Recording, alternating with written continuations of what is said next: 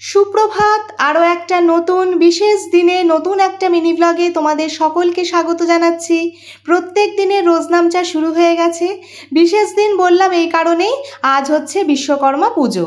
বিশ্বকর্মা পুজোর অনেক অনেক শুভেচ্ছা জানালাম তোমাদের সকলকে। আর বিশ্বকর্মা পুজোর আগের দিন তোমাদের কার কার বাড়িতে রান্না পুজো হয় আমাকে কমেন্টসের মাধ্যমে জানিও। কিন্তু রান্নাবান্নার মাঝখানে আজকে কিচেনেই মর্নিং টিটা নিয়ে নিচ্ছি। আর এই মুহূর্তে রান্নার দিদি এসেও গেছেন, তাই ওনাকে রান্নাঘরের দায়িত্ব হ্যান্ডওভার করে দিয়ে এখন যাচ্ছি জামা কাপড় ভেজাতে।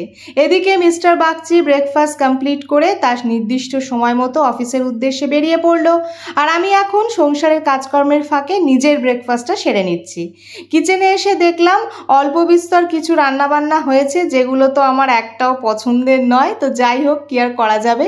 এই মুহূর্তে কাঁচা ধোয়া জামা কাপড়গুলো বারান্দাতেই মেলে দিচ্ছি, কারণ দেখে হয়তো কিছুটা আন্দাজ করতে পারছো যে মেঘ ঘনাচ্ছে। তো সেই কারণে আর সাহস করে ছাদে উঠতে পারলাম না, কারণ কখন কোন কাজে ব্যস্ত থাকবো বা ওয়াশরুমে থাকবো, তখন যদি বৃষ্টি নামে কি করব। আর এই মুহূর্তে দেখছো তো ছাদে চলে এসেছি, জামা কাপড় মেলিনি, অথচ ছাদে এলাম কেন দাঁড়াও দেখাচ্ছি তোমাদের। কারণটা হচ্ছে এই যে একটা ঘুড়ি কেটে আমার ছাদে পড়েছে, আর আমাদের সামনের বাড়ির বাচ্চাটা আমাকে রিকোয়েস্ট করলো যে ঘুড়িটা ওকে দিতে। তো ওই ঘুড়িটা নামানোর জন্যই আমি এখন ছাদে এসেছিলাম। আর ছাদে না বেশ সুন্দর হাওয়া দিচ্ছে।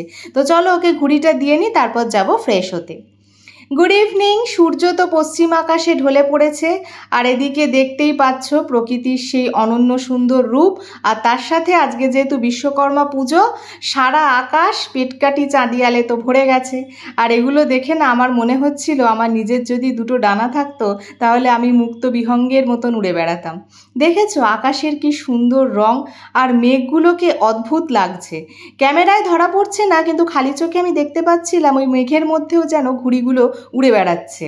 অসাধারণ এক সৌন্দর্য, প্রকৃতির এক অসাধারণ রূপ। আর আমি তো দু চোখ ভরে বিস্ফারিত নয়নে এগুলো সব উপভোগ করছি। তো চলো আজকের দিনটা এইভাবেই কাটছে, আর মিনি ব্লগটা এই পর্যন্তই আজকের মতো। তাহলে টাটা।